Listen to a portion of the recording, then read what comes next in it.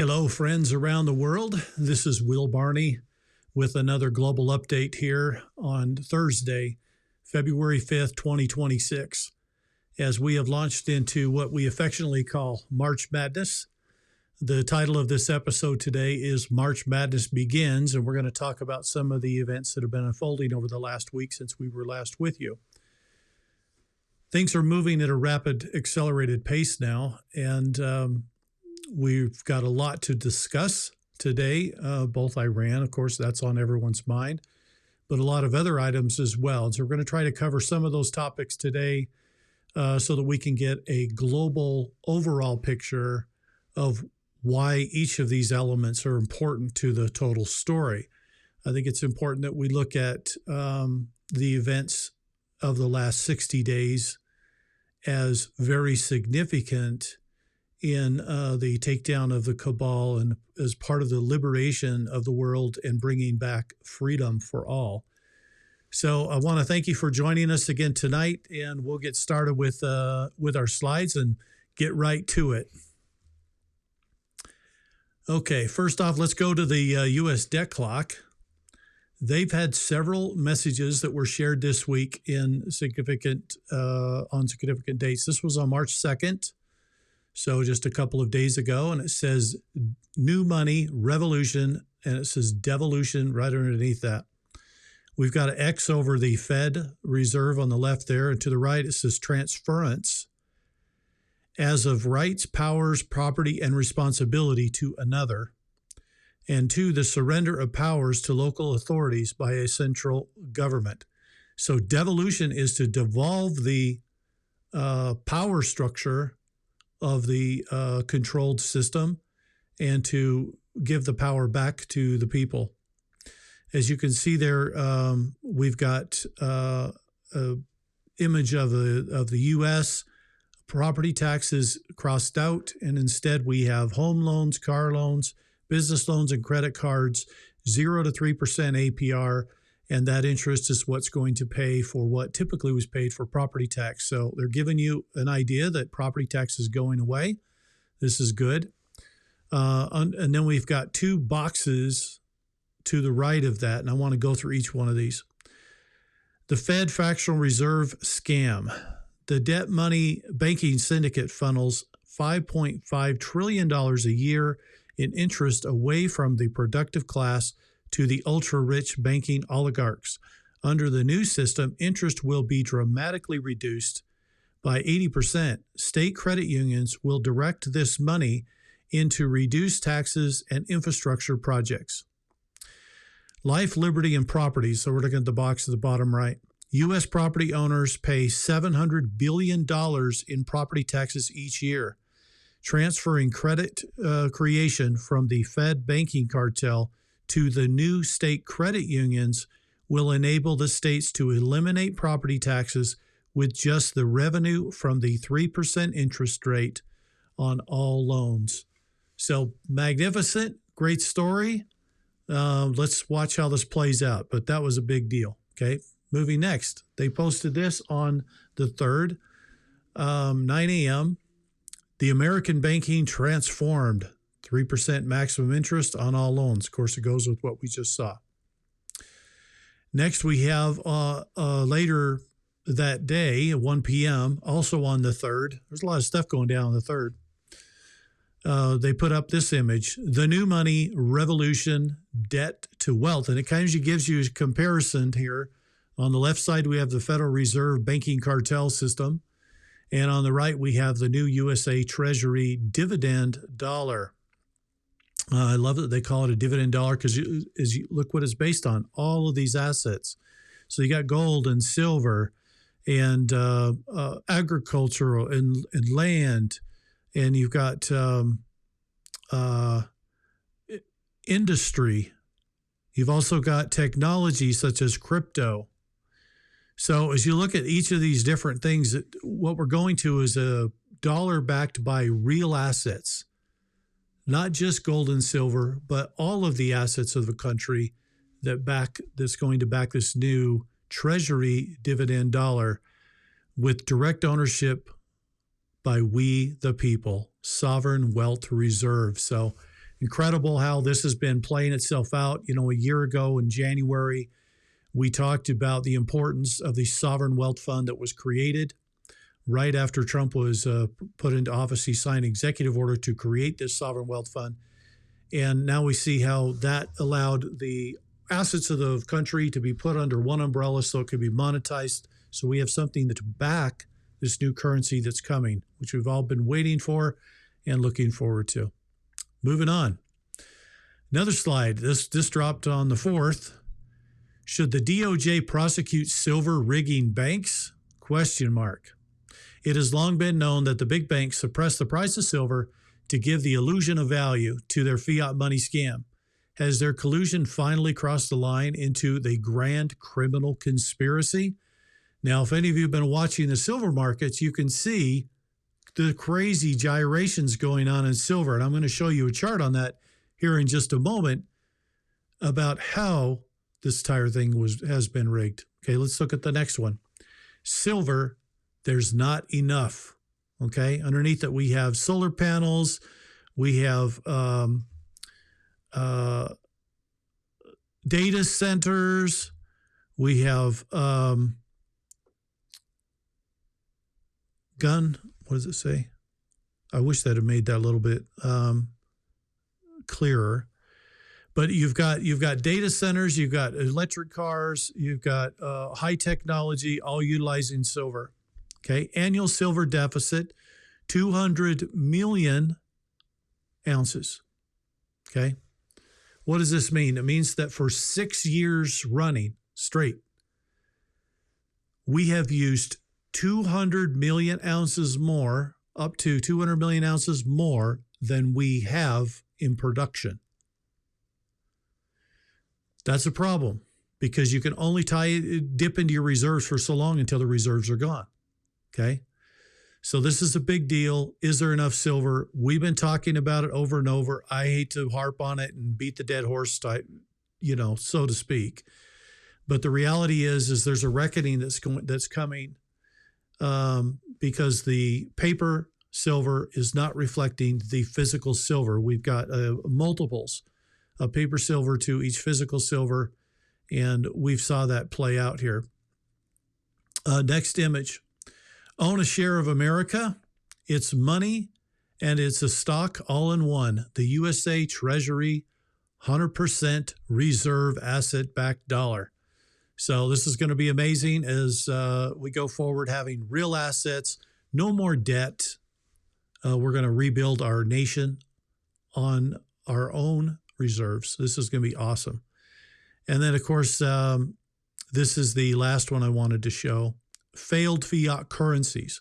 And there's multiple currencies on this, but as you can see at the top, we've got Iran, 75 rial per dollar, okay, all the way down to 1.3 million rial per dollar. That's from 1979 to 2026.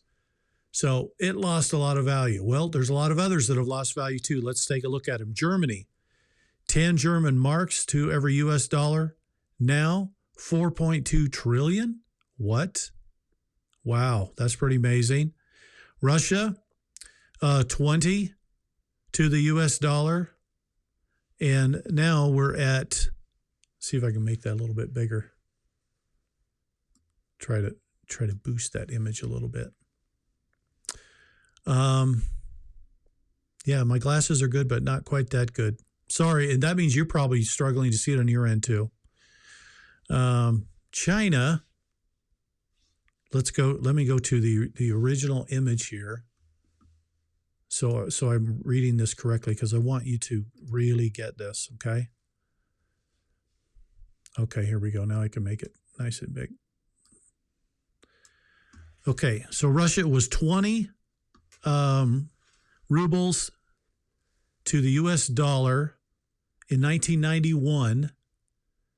Today, it's 6,000 rubles to the US dollar, okay? China was 3 yuan to the US dollar in 1935. Today, it's 15,000 yuan to the US dollar. Zimbabwe, $24 to the US dollar, 24 Zimbabwe dollars to the US dollar in 1998. Today, 10 billion to the US dollar in 2008.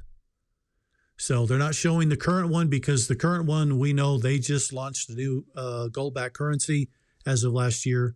But in 2008, that's what it was. Okay. Argentina, 10 pesos to the US dollar. Today, 10,000 pesos to the US dollar, or at least as of 1992. Venezuela, 4 bolivars to the US dollar in 2013, and in 2021, 3 million bolivars to the US dollar. History is littered with empires that have collapsed for many reasons, but one of the surest ways to destroy a society is to debauch its currency. So as we look at this message, I hope you're all seeing the big message at the top, failed fiat. All of this is to show the world fiat doesn't work. Fiat has failed. Fiat is worthless. It's only worth what somebody thinks it is, not backed by anything. We're going to get back to assets so that we can have something under our feet. We need a foundation. Moving on, let's take a look at the silver chart. This is from today, March 5th, as you can see, 12:42 New York time. $81 for silver. Now, the chart at the to the right there is a 6-month chart. So we can see silver went from $50, actually a little lower than that, but $50 all the way up to $120 when the manipulation kicked in. And see how it dropped down? It dropped down and then it's gone up and down and up and down, because every time it tries to get above $90 or $94, they kick it back down again. Today it's at 81. How are they doing this? They're doing it by paper manipulation. I challenge anybody to go out there and find physical metal at $81. If you can find it, let me know. Okay? Because I don't know any dealers selling it for that. I don't know any of them selling physical metal for that. And this is laying into what's going to happen with March Madness. You know, a week ago, we were looking at a potential of 239 million ounces could potentially stand for delivery. That number then dropped to 180 million ounces. And a week ago, Wednesday, a very interesting phenomenon occurs. We had a total shutdown of the COMEX for an hour and a half. Gold, silver, everything just shuts down. They brought natural gas back on, some 20 minutes later, 40 minutes later, but it was shut down for an hour and a half on gold and silver. And when it came back, what we had thousands of contracts that suddenly weren't there anymore. What happened during that shutdown? Suddenly they weren't going to stand for delivery. And then we look on the chart and realize, thousands of contracts moved to May. So the can was kicked down the road. Why? Because had we drawn down on the people standing for it, had everyone stood for delivery last week, we wouldn't have had the silver to do it. We've been drawing down the reserves of the COMEX to the tune of 20 million ounces a month for several months in a row. We're at a fraction of where we used to be. The outstanding reserves as of last week was somewhere around 88 to 89 million ounces. So far, we've had stand for delivery in March, a demand of 50 million ounces. Now, we're going to see how much of that is actually delivered by the end of the month. But the fact that there's 50 being demanded, and we thought February was a record month at over 20 million, particularly for February, for physical delivery. What's going to happen in May? You kick the can down the road to May. What's going to happen in May? Where are you going to find it? And the debt clock wasn't wrong. The silver isn't there, right? You're going to have everything hit the fan. So we've got a lot of changes coming that are going to be a bit bumpy. It's going to be disruptive. We're going to be hitting some turbulence as we move through the unhooking of the old system and getting onto an asset-based system. Now, we need some things to take place for this to occur. We need to get the Clarity Act passed. We need the SAVE Act so that our votes matter. And there's other stuff in the SAVE Act too, but also, which I'll show you a little bit later. But we need that passed so that we have proper representation, because we haven't had that either. So there's a lot going on. This is getting crazy. We're only a few days into March. And it all began with the massive hit on Iran, which I'm going to talk about in just a moment. Bank XRP posted this. Money app beta, the X-Money, let me back up one. The X-Money app beta has launched, representing a major step toward a comprehensive financial ecosystem. X is partnering with Cross River Bank, a financial institution that has been at the forefront of fintech ever since 2014, when it became the second bank to join the Ripple ecosystem. If you look at it on there, September 24th, 2014, Cross River Bank is one of the first U.S.-based banks that will use the Ripple protocol to offer its business and personal banking customers real-time international payments between the U.S. and Western Europe with Ripple. Cross River Bank will integrate the most advanced settlement infrastructure for instant, secure, compliant, and affordable cross-border money transfer services. 2014. So they've been at it for a while, okay? This didn't just magically appear. We didn't just magically get new financial system and it just come out of nowhere. It takes time to wire this stuff together. You got to wire each of the countries together. You got to hook up each of the institutions. But if you watch what's been going on with Ripple over the last year and a half, particularly, acquisition after acquisition of very strategic companies that place it in a position to be an incredible service provider on the new rails, which we're going to. So awesome. Donald Trump said this: the Genius Act is being threatened and undermined by the banks, and it is unacceptable. We are not going to allow it. The U.S. needs to get market structure done ASAP. Americans should earn more money on their money. The banks are hitting record profits, and we are not going to allow them to undermine our powerful crypto agenda that will end up going to China and other countries if we don't get the Clarity Act taken care of. The Genius Act was the USA's first big step to make the United States the crypto capital of the world, and getting the Clarity Act done is the next step to finish the job and, most importantly, keep this big and powerful industry in our country. The banks should not be trying to undercut the Genius Act or hold the Clarity Act hostage. They need to make a good deal with the crypto industry, because that's what's in the best interest of the American people. The industry cannot be taken from the people of America when it is so close to becoming truly successful. Thank you for your attention to this matter, President Donald J. Trump. He posted that on the 3rd. So big push. He was saying he wanted the Clarity Act done by the end of February. We didn't hit that target. Now he's saying get it done now. He's also pushing hard on the SAVE Act, but he wants both of those done right away. There are people involved in the conversation, such as the CEO of Coinbase, also the CEO of Ripple, that have said they've been in the discussions with members of Congress, with the White House on this, and they think we might actually get this bill delivered by April.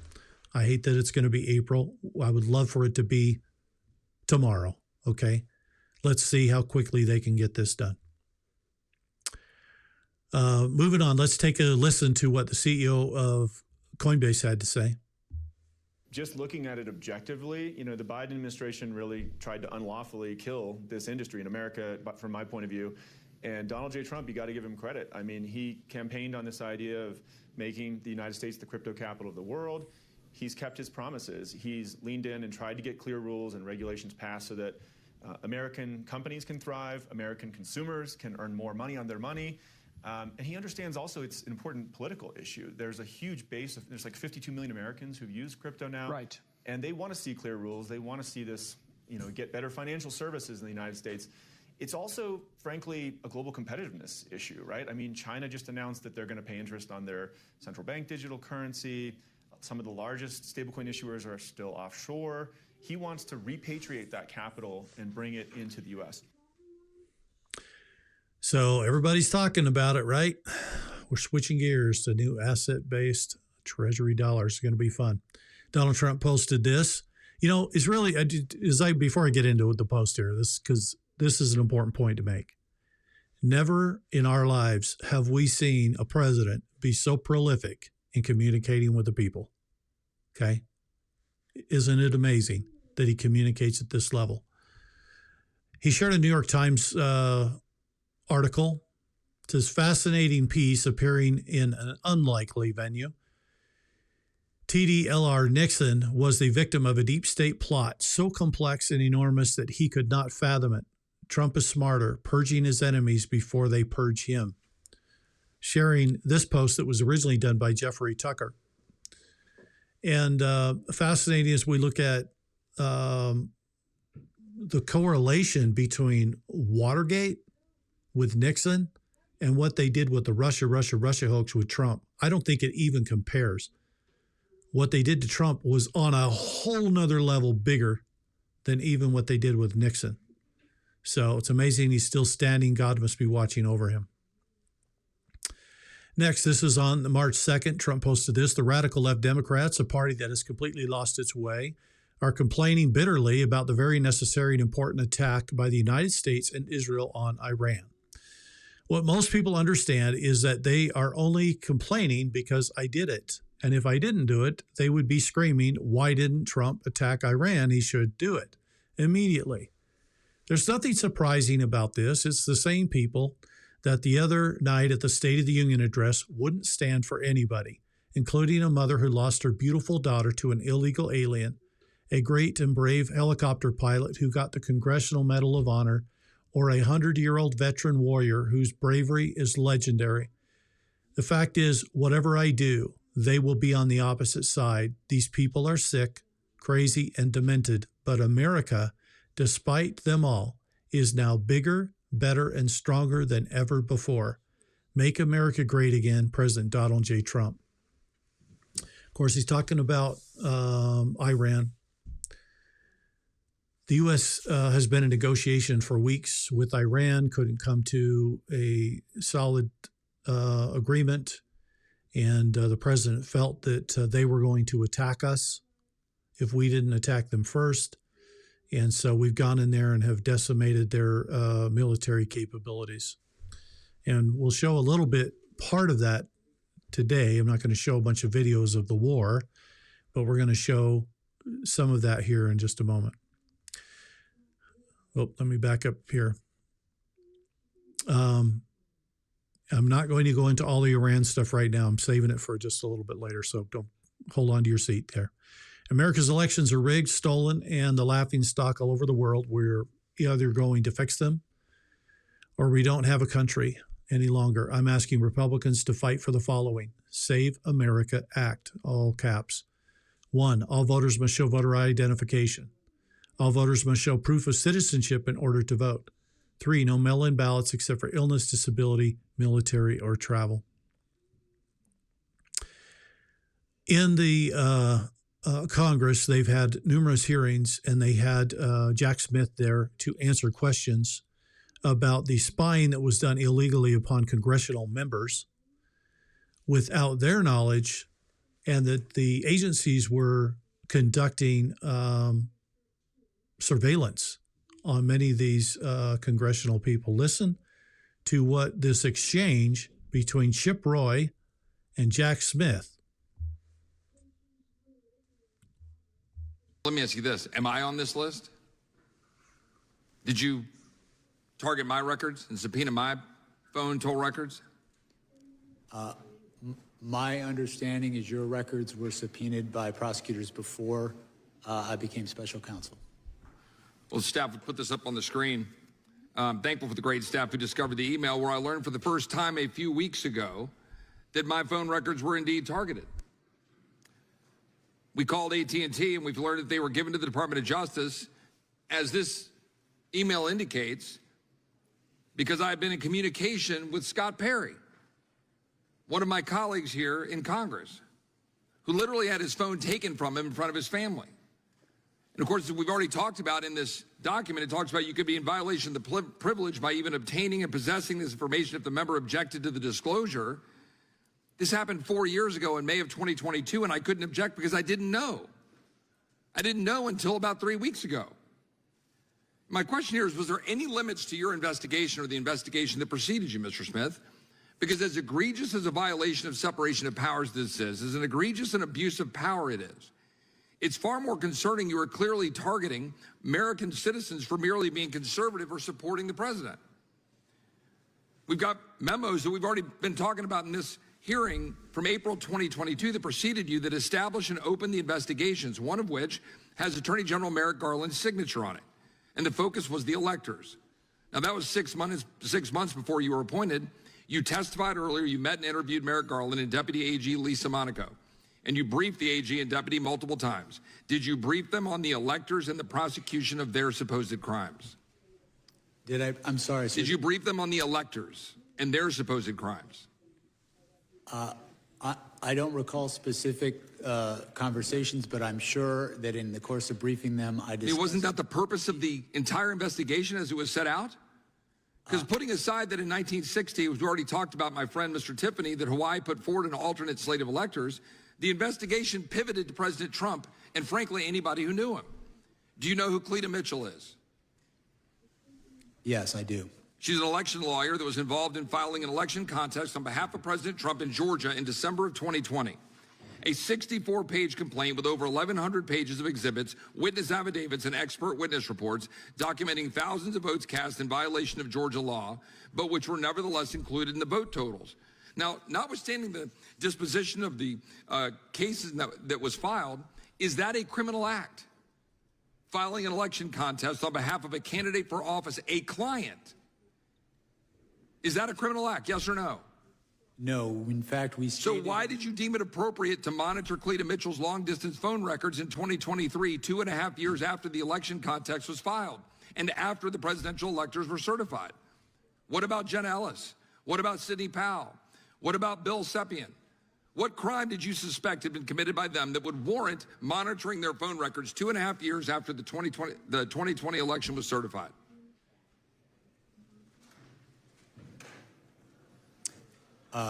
With respect to Sidney Powell, she is one of the co-conspirators alleged in the indictment.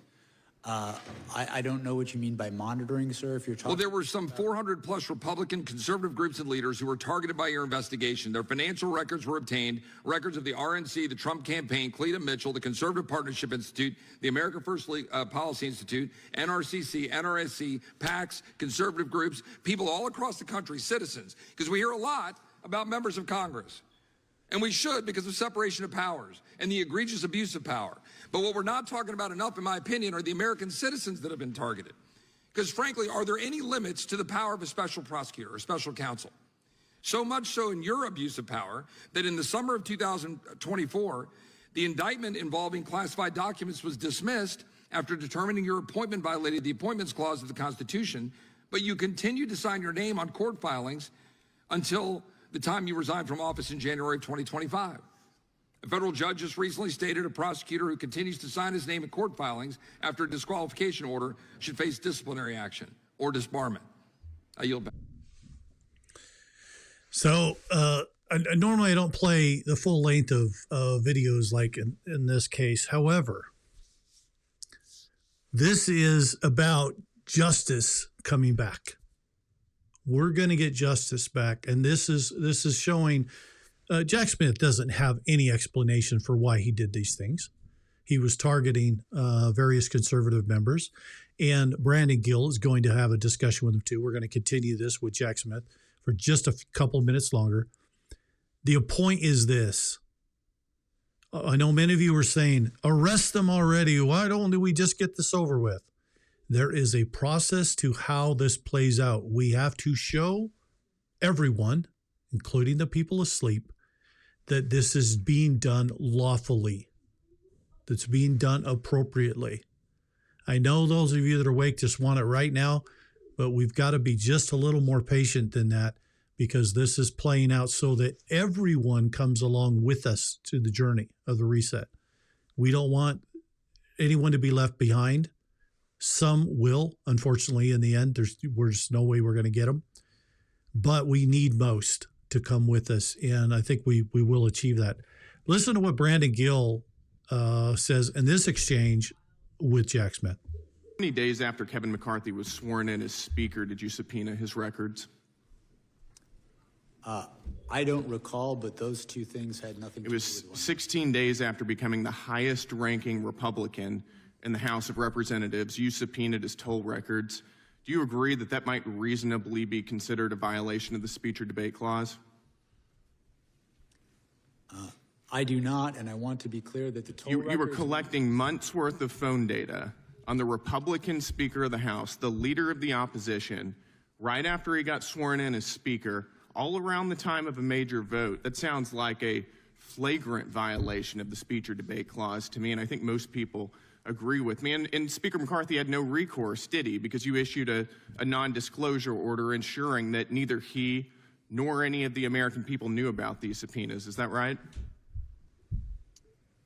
The toll record, the non-content toll record subpoenas, we did secure non-disclosure orders for those subpoenas. You did, and let me ask you, Mr. Smith, at the time you secured those non-disclosure orders, was Speaker McCarthy a flight risk? The non-disclosure order was based on concerns about... Was Speaker McCarthy a flight risk? He was not. He was not. Then why did your non-disclosure order refer to him as a flight risk? It says right here, the court finds reasonable grounds to believe that such disclosure will result in flight from prosecution. Sir, when securing a non-disclosure order, the risks don't have to be associated... You think that the Speaker of the House is a flight risk? The question? No, this is not your time. This is my time. You think the Speaker of the House is a flight risk? You think he's going to hop on a plane and leave the country? No, what I was trying to explain is with respect to a non-disclosure order, the risks aren't necessarily associated with the subscriber to the phone. They're the risks to the investigation. I think that you were using, this was clearly in reference to Speaker McCarthy, and you were using clearly false information to secure a non-disclosure order to hide from Speaker McCarthy and from the American people the fact that you were spying on his toll records. But I've got more, so let's move on. In May of 2020... I'm going to cut it off there. As you can see from these few minutes of this exchange, justice is coming.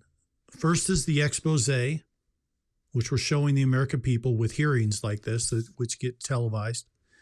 And then secondarily comes DOJ action where they actually indict people for the next steps. Now, everyone asks me this one big question, and when it comes to justice, we can't have justice. They own the justice system too. And have you seen that play out? Yes, you have. We just saw the Supreme Court rule against a president for issuing tariffs, of which all he did was change the clause of which he's issuing the tariffs. Do you think he knew that was going to happen? Of course he did. Why did he use the absolute weakest point that he could make for issuing tariffs when he issued them? He knew it was going to be challenged. He knew it was going to go all the way to the Supreme Court. He let that happen to secure the other clauses that allow him to do that, okay? So Trump's playing chess here. Yes, the justice system is corrupt. Did you see that? Did you feel like they were acting inappropriately? We all did, okay? We all saw that. Now, as you see special prosecutors like this being grilled before actions that they take, Jack Smith was the one responsible for the raid on Mar-a-Lago of Trump's home. He was the one responsible. But now we find out he was spying on everybody, everywhere, without just cause, okay? It is the other side that has been doing all the egregious, terrible things with their justice, okay? Now, everybody says, I know, but there's no way we're going to get justice this way. And I agree with you. But it doesn't mean we don't still have to show the people the process of what's going on. In the end, I believe we will have military justice in tribunals. But there's going to be some events that lead up to that. And some of that is disclosure. And that's what this is. This is disclosure to the people. This is showing the people what they did. Because when that justice comes in, and it'll be fast and swift, the people need to know it was justified. So, that's what's going on there. And we need to give that the credence that we will. Melania Trump made history this week as she conducted the United Nations meeting. Says right here, fashion notes, Melania Trump makes history at the United Nations in neutral dire suit, okay? First Lady Melania Trump made history on Monday, becoming the first ever First Lady of the United States to chair the United Nations Security Council meeting. Of course, she chose to wear a neutral, all-business type suit. Never in my life have I seen this, where the First Lady goes in and takes over the gavel at the United Nations. This is part of the show, folks. Enjoy it. It's history being made. One day there may not be any United Nations. So keep your eyes open for all this. Next. Donald Trump posted this, have unlimited mid to upper tier weaponry. Brutal stuff, in quotes. Wall Street Journal story was wrong and a disgrace. And as important as what Trump is doing is how he's doing it with Operation Epic Fury. He's quoting Mark Thiessen here. We are witnessing the birth of a new doctrine to guide U.S. global leadership in the 21st century, the Trump doctrine. Mark's probably not wrong. There's probably going to be numerous things that come out of this that will be called the Trump doctrine. But what we are witnessing is the takedown. I want to get into Iran for a second. And because we can't do the show today if we don't address the big elephant in the room, right? Let's talk about what's going on here. But I want you to give you a bit bigger picture, okay? Let's go a little bigger than Iran and start looking at the events of the last 60 plus days. So what we've had going on since the start of 26 is really interesting, okay?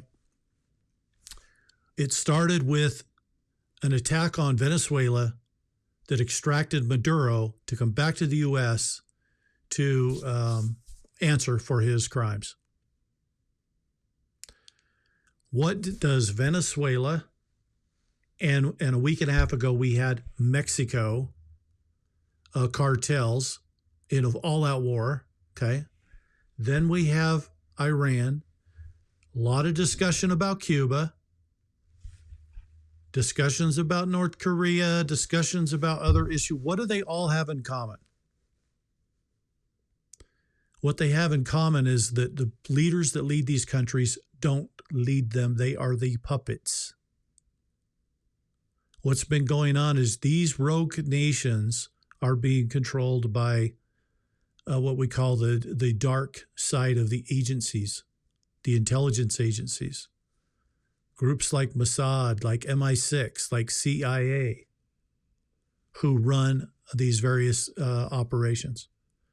Why do they do this? Because they need a source of money. They're in the drug trade. They need a source of money that's unaccountable, that they don't need to go to Congress for and explain themselves to. So they're in the black business, running all this stuff for cash or Bitcoin or whatever they can get, okay? What we are watching with Venezuela, with Mexico, with Iran, and Cuba's next, by the way, is the removal of the entire control grid that's been running the world. How do you compete against a control grid when they have all the top level intelligence? You have to get rid of that. The other thing that's interesting to note, and we saw this in Mexico, and we know this in Iran. What do these countries have? Strong military equipment. incredible equipment. Okay. We can't do a financial reset where we leave their financial system if we don't first neutralize their army that they've put in place to keep us all enslaved. We are neutralizing the army first. Then we can take down the financial system, because at that point they won't have any ability to fight back and force us. Does this make sense? I hope this is making sense. I want to give everybody the bigger picture here. Yes, Iran is important. The people of Iran are important. They have been, what they've been through with this regime in power has been terrible. But so has all these other countries. I mean, the stories we heard out of Venezuela, out of Mexico. Everywhere this evil has gone is destroyed lives. Destruction everywhere. How do you strike a deal? And all of that was optics. I think it was just optics, by the way. But how do you strike a deal with a group that doesn't care about human life whatsoever? That'll kill anybody. They don't care. They'll die before they give up. So it ends up going to the death. This war is real. It's for all the marbles. It's for the whole world. Or if we don't win it, we're done. And I don't think anybody likes the outcome of that. So we're going all the way. We got to clean up everything. If you look at this, it looks like the Patriots are trying to get the militarized action over with this first quarter of the year. Get that done, get that settled, so that we've got the second quarter to get ready for a reset. So watch how March plays out, because there's still some more stuff to go. It just barely started, and Iran isn't the end of it, okay? There's still more to come. That's why this is going to be March Madness. There's going to be everything going on at once. We're going to have disclosure of election fraud. We're going to have disclosure of medical malfeasance.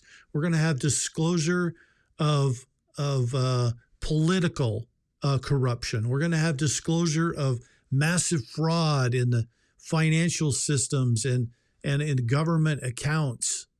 And I'm going to show you just a little more on that again today, because it's just coming out epically. All the movies are playing at once, folks. They're all playing at once. Pray for each other. Pray for the world, for humanity as a whole. We're in a very difficult time. This is a very important part of this entire operation. We have to get this right so that we have freedom, so that we have liberation on the other side. Pray for your presidents of your countries. Pray for the leaders. Pray for all of us that we can navigate the turbulence of what these times are, so that we might enjoy the fruit, the beautiful blessing that's coming as we get into the second half of the year. All right, let's get back to slides. Donald Trump posted this: effective immediately, I have ordered the United States Development Finance Corporation, DFC, to provide at a very reasonable price political risk insurance and guarantees for the financial security of all maritime trade, especially energy traveling through the Gulf. This will be available to all shipping lines. If necessary, the United States Navy will begin escorting tankers through the Strait of Hormuz as soon as possible. No matter what, the United States will ensure the free flow of energy to the world. The United States' economic and military might is the greatest on earth. More actions to come. Thank you for your attention to this matter, President Donald J. Trump. A couple things happened when this operation with Iran broke out that affected us in Europe. Two countries in Europe did some interesting things. First was Spain, who said, you're not allowed to use any of our air bases to land your planes, refuel, nothing. Okay? So they cut off any ability to use anything in their country, number one. And that was called out by Donald Trump, by the way. And they have already come begging for forgiveness because he cut off all trade with Spain. He ended trade with Spain in the United States. The last 24 hours, they've been begging to be let back in. So that's Spain. Number 2, the UK. What happened in the UK? Somebody sent a message to Lloyd's of London, and they canceled all the insurance on each of these vessels traveling through the Strait of Hormuz. The shutdown of the Strait of Hormuz wasn't because of Iran. It wasn't because of military conflict. It was because the insurance was cut off for all these ships. And Donald Trump fixed that lickety split. He didn't even let 24 hours go by, and he had it fixed. And then he said, the UK is not cooperating. Now, he could have elaborated more on that, but he knew exactly what they did. What's happening here is we take down the cabal in various areas of the world. Anybody that's still left, that's a cabal puppet, still left in power, is sticking their head up, and they're telling us who they are. We now see that leadership in Spain and leadership in the UK is corrupt. They're not for the people. It's now blatantly obvious that we can all see it. More to come on that. I have many friends in the UK. I have friends in Spain. I love you both, okay? But we have got to fix this so that you have a future.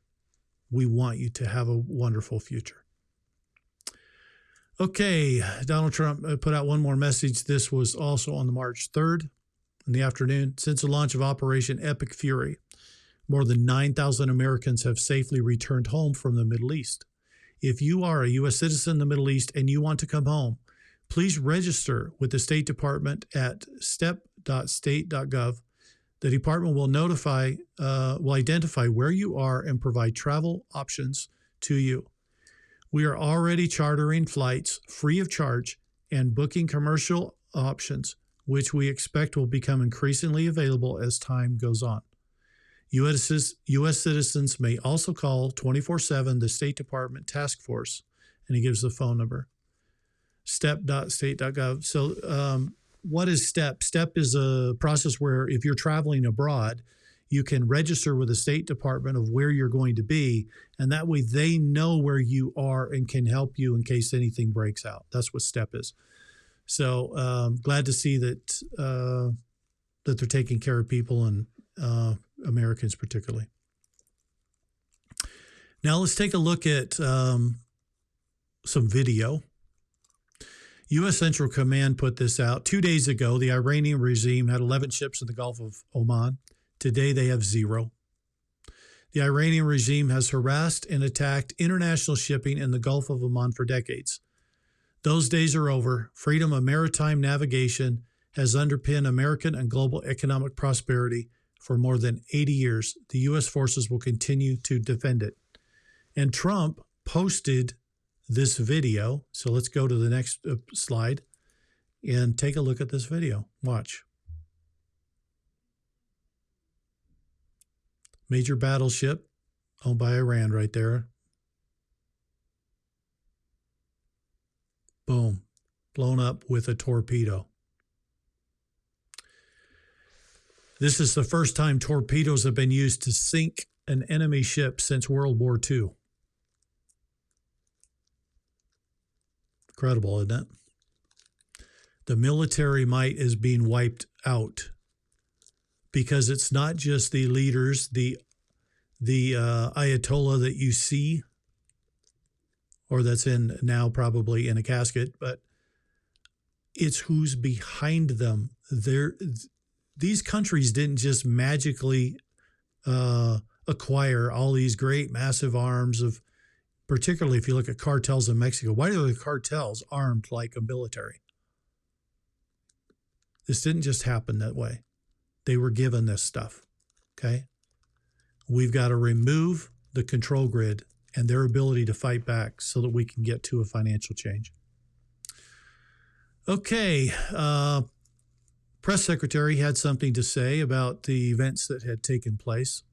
She said, I want to extend our prayers and condolences to the families of 6 U.S. military service members who have been lost in Operation Epic Fury. These heroes represent the very best among us, and we will never forget their legacy or sacrifice. I want to also extend our prayers and condolences to the families of the 6 U.S. military service members who have been lost in Operation Epic Fury.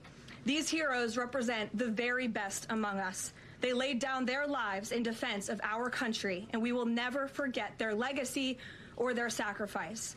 As the president said, we grieve for these American patriots and their families as we continue the righteous mission for which they gave their lives. President Trump intends to attend the dignified transfer of these American heroes to stand in grief alongside their families. I understand the Department of War is working on scheduling this transfer, and we will provide updates at the appropriate time. She went on to say in the press briefing a little bit more about what's going on. She's given a very challenging question by a member of the press, and watch how she answers this. The way the public is viewing this, we were sitting here last week. I asked you if the president was going to make this a big part of the State of the Union, if he felt like he had to sell the possibility that he'd do strikes like this. We're now 5 days on. He hasn't done kind of the traditional speech to the nation part of it. Does the president believe the country supports the actions that he's taken so far in Iran?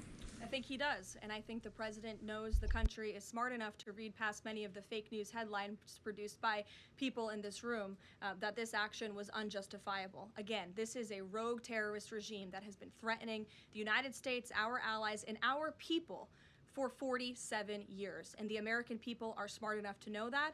And they've also been smart enough to listen to the president himself, not just over the past year in this second term, but during his first term as president, and also for the past 40 years of his life.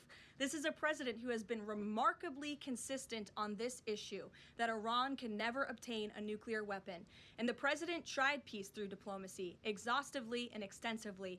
He and his team gave it their best go, and the president ultimately came to the determination of that peace was not a pursuable path. The Iranian regime, they want death, they want destruction, they want to kill Americans, and that's unacceptable to this president. It's intolerable to him as commander-in-chief.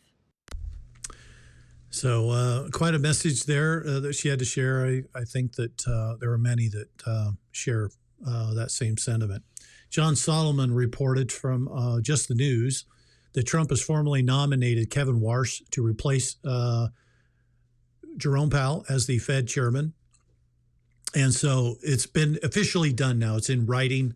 It's been issued to Congress. This means that the chairman will go before a Senate hearing to be confirmed for that position. So it was announced informally on True Social some time ago, as you saw. Now it's formally done. Judicial Watch has been working trying to uncover all kinds of fraud and corruption.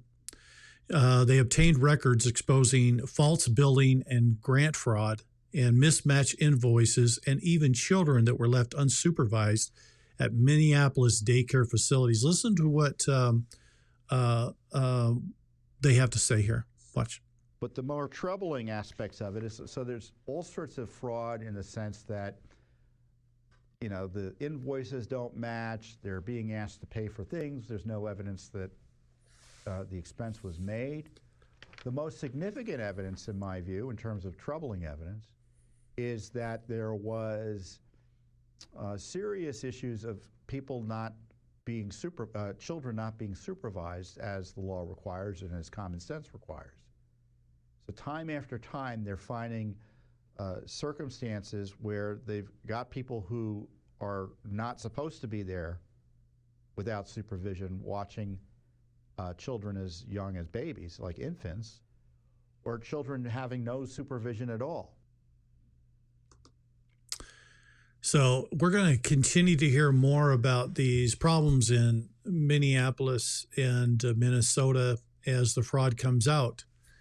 But that isn't the only state that's got fraud, right? We've seen a lot of expose in California. We've seen expose coming out of Las Vegas, and now even to New York.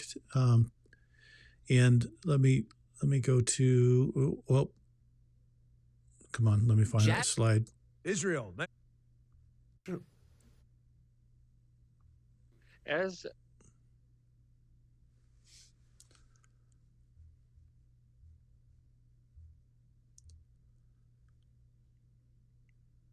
But the more troubling The slide's in the wrong order. Sorry about that.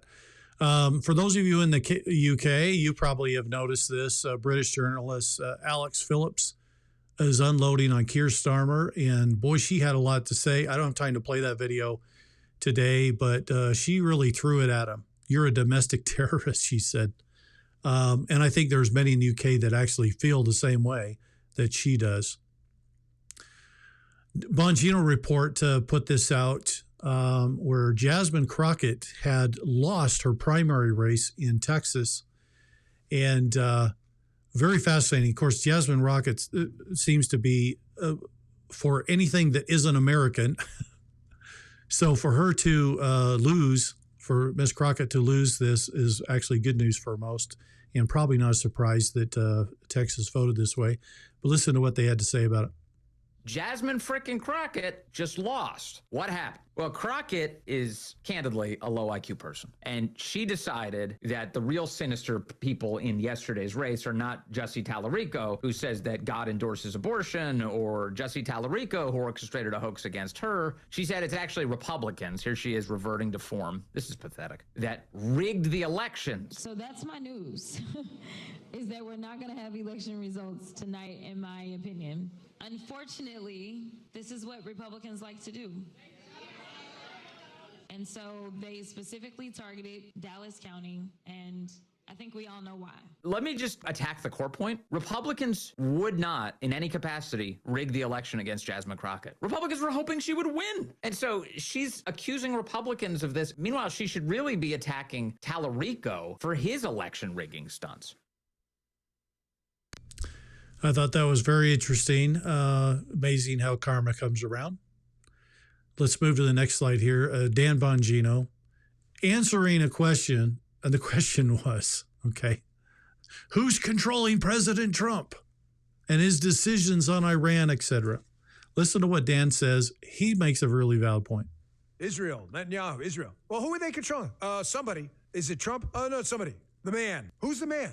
They won't say it because they have no balls. So they attack surrogates. Rubio, Hegseth. They mean President Trump, but they won't say it because they know they'll get crushed, and they want to keep the grift going. Here's President Trump yesterday telling you directly, there's no war for Israel. It's a war for us, and they've been a pretty damn good partner in it. Check this out. Israel forced your hand to launch these strikes against Iran? Did Netanyahu pull the United States into this war? No, I might have forced their hand. We were having negotiations with these lunatics, and it was my opinion that they were going to attack first. They were going to attack. If we didn't do it, they were going to attack first. I felt strongly about that. And we have great negotiators, great people that do this very successfully and have done it all their lives very successful. And based on the way the negotiation was going, I think they were going to attack first.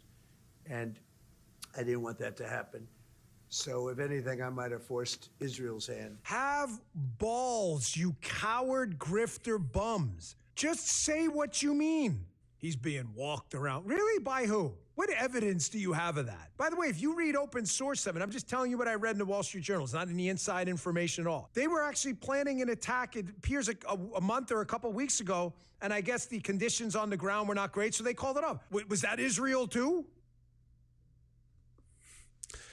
Dan makes a valid point. This president is acting on his own authority. He doesn't rely on anyone else to make a decision regarding the U.S. military. That is always his decision to make as commander-in-chief, and he's doing what he thinks is best for the safety of America and the rest of the world. Moving on, Julie Donuts posted this. Listen closely to what he's saying. This is the interview that Scott Bessent did. But listen to what he's saying. She says, although it's currently a kinetic battle at the moment, President Trump is going after central banks controlled through the British economic stronghold. Let's listen to what Scott says here. President Trump gave the order for Treasury to exert a maximum pressure campaign on Iran. I said at a speech at the Economic Club of New York in March that I predicted that the Iranian currency would collapse, that we would see the economy collapse thanks to this maximum pressure. So we have been softening the softening up the economy and preparing the ground for what our great warriors are doing right now. So the Iranian economy was vulnerable. We cut off the dollar supply into Iran. All of their oil is sanctioned. We've been able to keep the funds, many of the funds out of Iran. One of the largest banks collapsed in December. The central bank was forced to print a huge amount of money. Inflation ensued, and people took to the streets. So there was an economic crash in Iran in December, and now we have the opening to go in, and our military is taking over from the sky and from the sea. So, very important, going after central banks. The central banks have been running the world, and they're not owned by the countries. They were owned by a private group of elite bankers. It's different if the country issues its own currency, is responsible for its own currency used through the course of its treasury. That's not what we've been having. And so as you watch these statements come out, you're going to get more and more and more talk to you about where we are and where we're going and what we've got to do to get there. And Scott's clearly on board. This just happened this week, March 4th. As you can see, that was yesterday. Just in, Russian President Putin says it may be time to stop supplying gas to European markets. Take a listen. As they've just said, starting the 25th, they want to restrict Russian gas purchases, and then in 2027 they want to further restrict gas supplies from Russia. Now there are new markets that are opening up. Maybe it would make sense for us to stop our supply to the European markets right now, to turn to the markets that are emerging and to consolidate our standing on these markets. This is not about politics, but if in a month or in 2 months they'll stop buying our gas, maybe we should preemptively turn to other markets in order to consolidate our standing there. This is not a solution. This is just what I'm thinking. It's not a done deal. I will instruct the government to work with our companies on this matter. So what's happening here is the cabal is running for their last places of refuge. Now, the Khazari mafia started all this nonsense way back when in ancient Khazaria. What is that area? That is today modern day Ukraine. Putin is in there trying to get rid of these people that have done this to the world. Okay. Trump is taking care of all the stuff that's outside of the periphery, outside of that. Okay. But what you're going to see is one of the first areas that they conquered was Europe. And they've had control there for a very long time. So you're going to see various things happen with leaders of Europe. Those that are not on the right side of things. There are some that are already. They've already been, leadership has changed. But there are some that have not yet that are going to be exposed. And if he's considering turning off gas to Europe, you can bet it has something to do with these final moments of reducing the cabal to a place where they can no longer continue to hit us with their hegemony around the world. So, look, I don't agree with everything that any leader does, Putin included. Okay. That's not the point of this. The point is that there is a bigger plan going on here. And I do think that there are some leaders of the world that are trying to successfully work with Trump to remove this evil influence so that there's a chance for the world to start over. Is Putin one of those? We're going to have to see in the course of time. I can't tell you exactly what that looks like, but there seems to be certain actions that he's taken that suggest he may be working with Trump to get this done. So we're going to see over the course of time whether that is actually the case. In 2017, $1 million was spent on autism in Minnesota. Again, fraud, Minnesota fraud. In 2024, that number exploded to $343 million in 6 years. A 34,200% increase. Listen to what Governor Tim Walz says. This is before a hearing, a congressional hearing, as he has to explain himself in this issue. Listen. How much money was spent on autism in Minnesota in 2017, Governor? I don't have those numbers in front of me, Congresswoman. Did you prepare for this hearing today? Did you I do did. any preparation I take for this hearing Congress today? seriously. And you've seen the numbers about autism fraud in Minnesota. So we're going to do some Minnesota math with you today, okay? Are you ready? How much money was spent on 2017 for autism in Minnesota? How much? I don't know. I wasn't the governor. Okay. Did you not just say that you prepared for this hearing today? $1 million, okay? A quick Google search or using your AI could tell you $1 million was spent. How much money was spent on autism in Minnesota in 2024? I don't have the number in front of me. As Were you governor in 2024?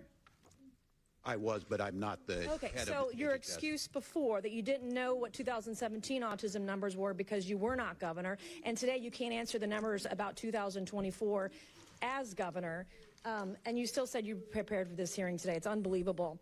$343 million was spent in 2024. What percent increase is that from 1 million to 343 million? What percentage increase is that? I'm not here to be your prop. Go ahead and tell me. Are you governor of Minnesota or not? Yes, I am. I'm not. Well, I'm when not I'm a prop governor of for a South member Carolina, Congress. you can sure as hell bet that I'm going to know the math. The math is 34,200% increase, an increase of 343 times what it was in this time period. Do you know the number of children in Minnesota?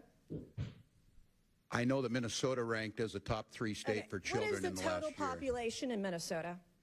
5.7 million. Okay. What is the total population of children in Minnesota? I don't have the number in front of me right Are now. you governor of Minnesota? I know 400,000 were cut out of health care last Okay, week by that's the not- actions you made. Are you governor of Minnesota? I am.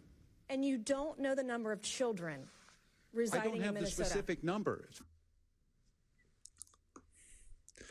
And this was the guy running for vice president. Is that not incredible? Is that look what you're seeing. Look what the people asleep are seeing. It's wake up time, everybody. Wake up time. Now let's turn to New York. I mentioned it earlier, but I had the slides out of order. New York. Dr. Oz, who is head of CMS, it's time for New York to come clean about its Medicaid program. Today, I sent a letter to Governor Hochul demanding answers and detailed documentation about the state's fraud detection program, integrity infrastructure, and managed care oversight. Listen to what he has to say in the video. Heart surgeons are trained to look at the numbers. When something doesn't add up, you don't ignore it, you investigate. And right now, the numbers coming out of New York's Medicaid program don't add up. New York spends more than $100 billion a year on Medicaid. That's the second highest in the nation. New York's average spending on each beneficiary is over $12,500. That's 36% higher than the national average. As a result, New York's average Medicaid spending per resident was the highest in the country, nearly 80% higher than the national average. Now that alone demands scrutiny, but it gets worse. Personal care services. These help Medicaid patients do something that our families would normally do for us, like carrying groceries. New York State made this screening even more lenient by allowing problems like being easily distracted to qualify for a personal care assistant. And that's led to $45 billion in spending in just over 2 years. New York already has high Medicaid enrollment. And in last year, 5 million beneficiaries, that's nearly 3 out of 4 Medicaid enrollees, received these personal care services. That level of utilization is unheard of and has made personal care services the #1 occupation in New York State. Now, New York has turned this program to help our most vulnerable into a massive jobs program reimbursed by federal taxpayers. Let me touch on two other programs. Home health aid payments jumped 65% year over year, twice in a row, even though the number of patients did not increase at that crazy high rate. And adult daycare spending spiked over 100% in the last 3 months, while federal prosecutors uncovered a $68 million fraud scheme involving kickbacks at these adult care centers. Now, this isn't about politics. It's about protecting patients and protecting taxpayers. We owe New Yorkers transparency. We owe beneficiaries integrity. And we owe the American people accountability. When the numbers don't make sense, we ask hard questions, and we expect an honest answer. Governor Hochul has a month to share a reasonable corrective action plan to fix the fraud, waste, and abuse in New York State, or CMS will start deferring payments to protect Medicaid. So New York is now on the table. Now we're going to clean that up too. They got 30 days to get that sorted out. Watch for more on this. If you thought the fraud was bad in Minnesota, wait till all of California, New York, and Illinois comes out. It's going to be epic. Donald Trump put this out just today, this afternoon, the Save America Act. All voters must show voter ID. All voters must show proof of citizenship. No mail-in ballots except for illness, disability, or military. No men and women's sports, and no transgender mutilation surgery for children. He's asking Congress to get this done, right? Let's see how quickly they can get this concluded. As we look at some of the final slides here, I want to share this one. This was news that dropped just today. As you can see, it was today at 11:41 a.m., so it was a midday. I am pleased to announce that the highly respected United States Senator from the great state of Oklahoma, Mark Wayne Mullen, will become the United States Secretary of Homeland Security effective March 31st, 2026. The current Secretary, Kristi Noem, who has served us well and has had numerous and spectacular results, especially on the border, will be moving to be Special Envoy for the Shield of the Americas, our new security initiative in the Western Hemisphere. We are announcing on Saturday in Doral, Florida. I thank Kristi for her service at the Homeland. And then he goes on to talk about the great qualifications of Mark Wayne Mullen. A lot of people are really blowing this up and, oh my gosh, Kristi's this terrible person. She had to be outed. But this looks like a promotion to me. It looks like they're creating this secure infrastructure for all of the Western Hemisphere. That means all the way from the Arctic at Greenland, all the way to the tip of Argentina in South America. And it looks like we're going to see a lot more on this on Saturday. We will cover that next week as the information drops. I'm sure it'll be very important, but it looks like they're moving her over to, instead of being in charge of the border in the U.S., now she's going to be looking over the whole hemisphere. So that'll be very interesting as we go forward. That's a wrap for today. There's a lot more we could have shared, but I don't want to make these excessively long. So March Madness begins. It's our global update. It is off to a good start here in the first 5 days. There's a lot of stuff going on. Watch the metals market. All of this is exposure. See how we're seeing all the fraud in the paper market with silver, all the fraud in the Medicare and Medicaid system, all the fraud in political circles, all the fraud in voting. There's a theme going on here. Are you seeing it? And it all began a year ago when the Doge Department launched an epic battle to clean out the government and make it more efficient again. You're going to see more of this play out in other countries very similarly as all of this happens. You know, recently the decision was made in Canada for Canada to send $100 billion to support a program that didn't make any sense, and they were going to take it from the retirees in order to send it. There's so many crazy things that are happening right now. You just scratch your head and you go, who are these leaders, right? Because they're not watching out for the people. Now, we reported last week that there's a vote coming up in October, and the province of Alberta is looking at making potentially making an exit from Canada and becoming their own sovereign state, their own sovereign country. We will see what that looks like when the vote comes. I understand it's going to be on the 19th, and on the 30th, everybody has to turn in their guns. I have friends in Alberta. I can't imagine them wanting to turn in their guns and not have a vote in the matter. So this is going to be very interesting to see what plays out here as we watch Canada dealing with the epic fraud in their own government. You know, when we don't have fair elections, our governments are stolen from us. They're stolen from the people. We don't have leadership anymore. We have installed puppets that they put in place. And over 70 nations had this done to them. Nicolas Maduro has the information.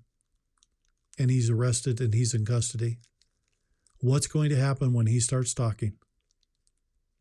Over 70 nations, that's a third of the world, had their governments stolen from them. Can you imagine? We've got a lot of work to do.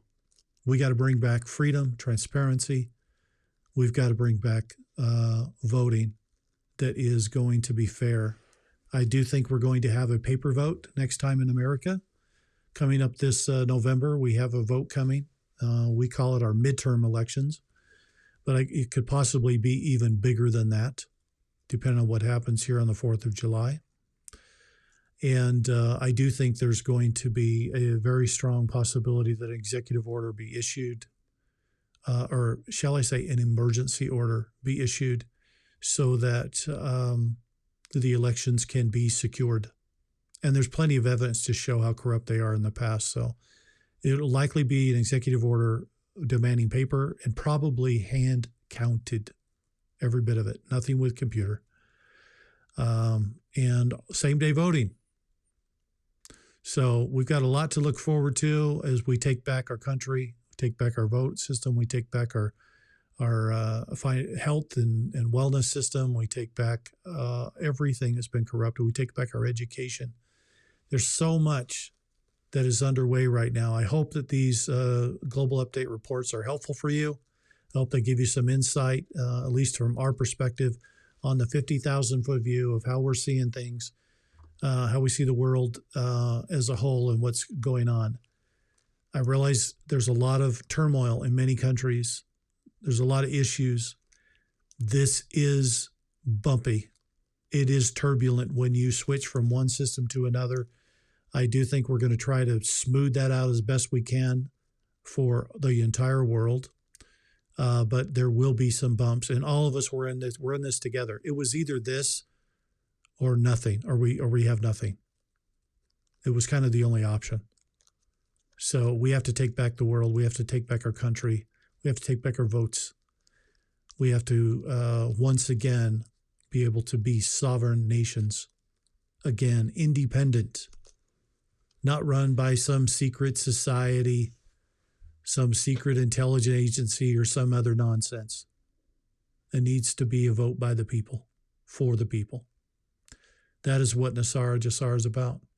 It's about correcting all of that. And we're walking our way through corrective processes. If you haven't watched this carefully, that's what's happening. That's why we document this, is I want everyone to see you have everything to be excited for right now. Everything to be excited for. Because we have come a long ways in the last 13 months. And we're not done. We've come a long ways in the last 10 years, if you look at it honestly.